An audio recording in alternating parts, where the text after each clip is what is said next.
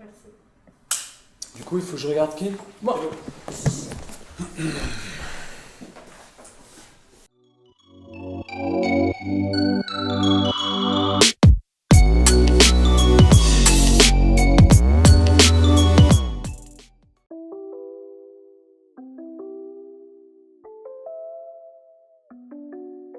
Quelques mots, je suis auteur-compositeur, je m'appelle Arm, je viens de Rennes et je sors des disques depuis à peu près 15 ans.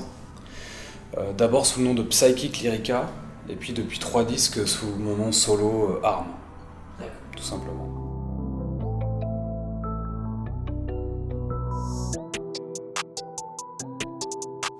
J'en faisais petit, j'ai fait quelques années de conservatoire, j'ai appris la musique, instrument un peu, je faisais de la guitare. Non, à l'adolescence, j'ai rencontré des copains qui faisaient un peu de musique, qui avaient des platines, et puis après j'ai rencontré des gens qui rappaient. Donc le rap, c'est venu, moi en tant qu'auditeur, un peu de loin.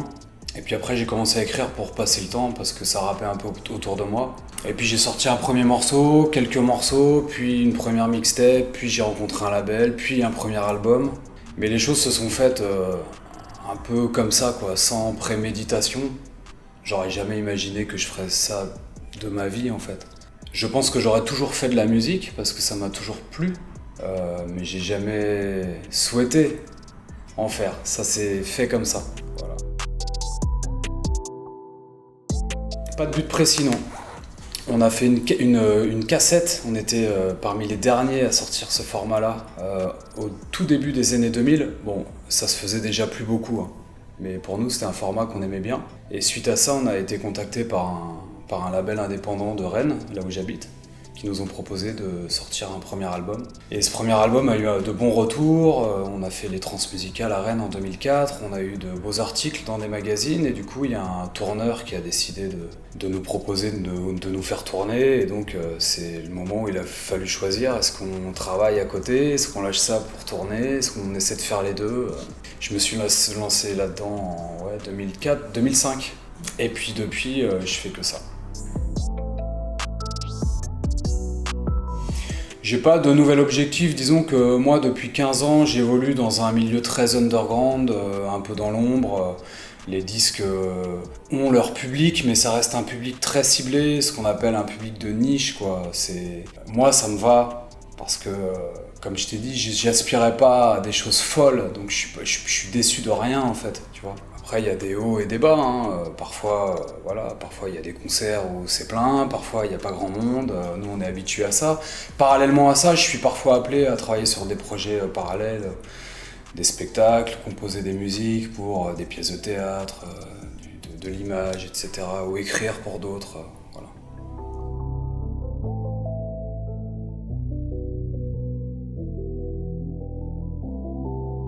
Ah oui, bien sûr. Bah heureusement, hein, parce que être auto-centré, je pense que c'est assez limité artistiquement et humainement aussi. Moi j'ai toujours écouté beaucoup de musique, tous les styles différents, j'adore le blues, j'adore le jazz, j'adore le rap, j'adore les musiques de films, c'est principalement les choses qui m'inspirent, ces musiques-là. Je suis moins calé dans d'autres styles musicaux et il y a des trucs que je connais pas évidemment, mais ça m'inspire beaucoup. Les bouquins m'inspirent, je lis pas mal, donc j'ai des grands auteurs américains, la littérature russe m'inspire, la poésie m'inspire, le cinéma, les réalisateurs m'inspirent. Je suis un mordu de cinéma, tout ça, ça m'inspire. Et tout ça, ça se retrouve à un moment où je fais un album, ça se retrouve forcément dans mon disque, d'une manière ou d'une autre.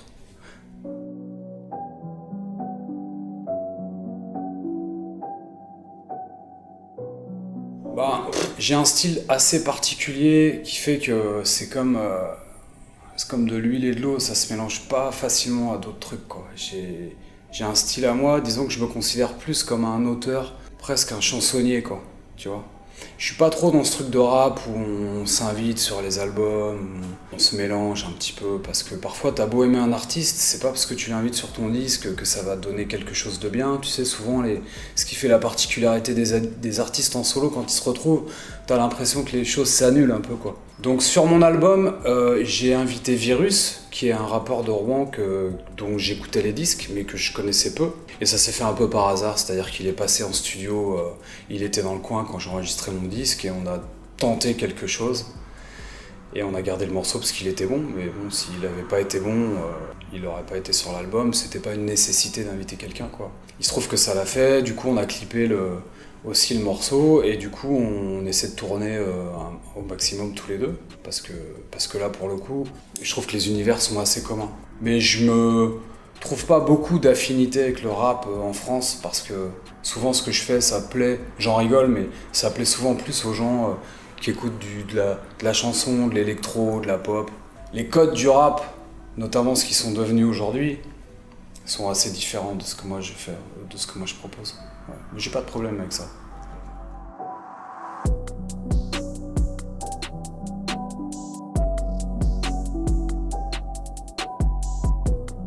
Non, mais ça me fait rire qu'on trouve mon rap littéraire, parce que j'ai l'impression que l'échelle de valeur de ce côté littéraire, c'est propre au rap. C'est-à-dire qu'il y a plein de gens qui écrivent comme ça dans la chanson, et on le relève pas forcément.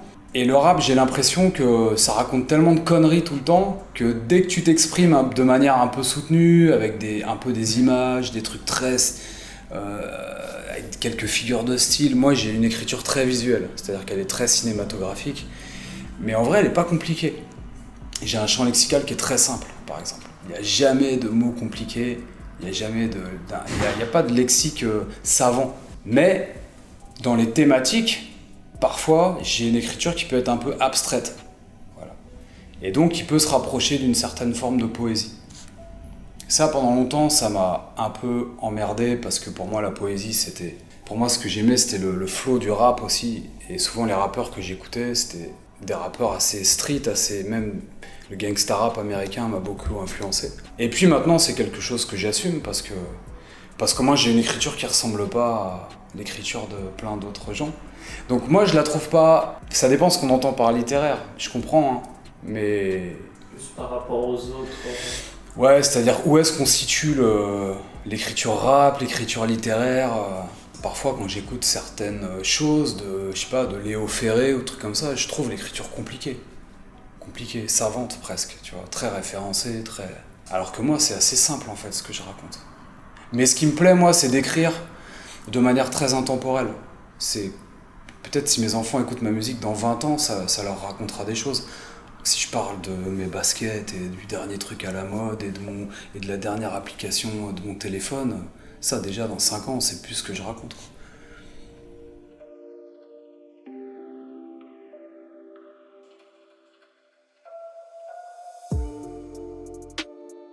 C'était pas vraiment un groupe en fait, c'était mon projet solo.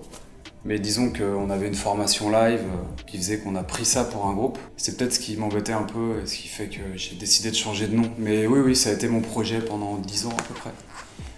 J'ai travaillé au sein de Psychic, il y a eu beaucoup d'évolutions. C'est-à-dire que cette cassette dont je te parlais tout à l'heure, on était 3. Sur l'album, le premier album qui a suivi, on n'était plus que 2. Et dès le disque suivant, j'étais tout seul. Tu vois, donc, sur le premier album, j'ai rencontré un guitariste, Olivier Mélano, avec lequel j'ai sorti des disques. Puis après, moi, j'ai commencé à faire mes instrus tout seul. Donc ça a pas arrêté de changer. Et finalement, la seule personne qui est restée du tout premier projet, c'était moi. Donc j'ai gardé le nom du projet. Mais ça restait un projet dont j'écrivais les textes et dont je composais les musiques. Bon, en studio, je m'entourais de guitares, d'arrangeurs, de DJ, etc. Et sur scène aussi. Ça a pris un virage assez rock, je dirais au milieu des années 2000.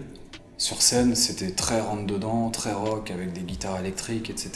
Et à l'avant-dernier album de Psychic, j'ai décidé de casser tout ça et de sortir un album beaucoup plus actuel, avec vraiment que des machines et des synthés. Puis il y a eu un disque suivant, puis j'ai arrêté Psychic et... Je sais pas, j'ai l'impression qu'il y a un socle quand même commun des tout premiers projets à ce que je fais aujourd'hui. Mais j'en discutais avec des gens à Paris hier qui venaient me voir après mon concert et qui me disaient « T'as un style t'as réussi à garder ta patte en faisant évoluer ta musique. » Et ça, j'en suis assez fier en fait.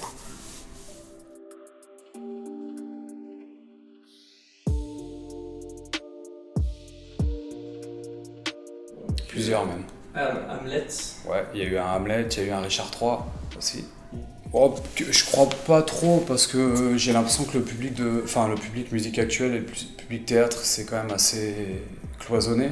Peut-être que certaines personnes ont découvert ma musique par le théâtre et vice versa, mais je pense pas que ce soit beaucoup de gens.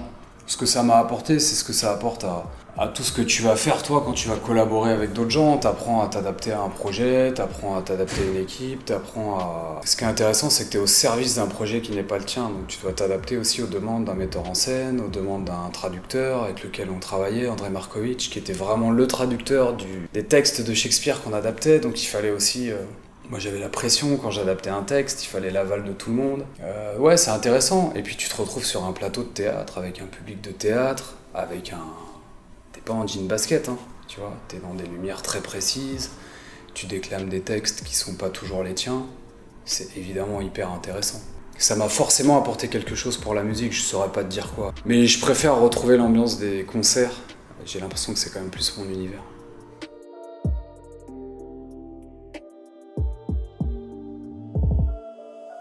Nous, on fait tout.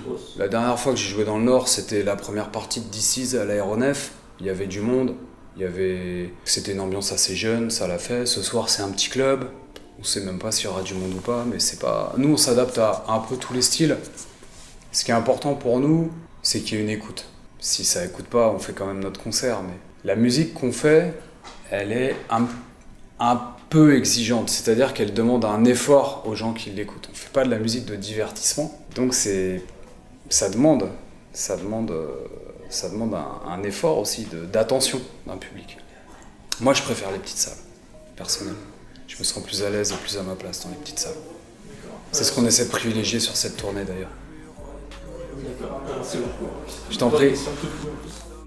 Vite un peu d'effet, vite sur la touche, t'as visé les autres pour leur coudre la bouche, ouais, poussé dans le vide, on cède sur les genoux, peu s'élanceront ou s'approcheront du porté, pris dans l'époque, enfermé contre eux, t'as changé les codes sans t'assurer d'un retour, cœur sur la piste, éviter les sales tours, garder nos âmes là, plume sur le parcours, vis comme tu pouvais, fier comme un lion.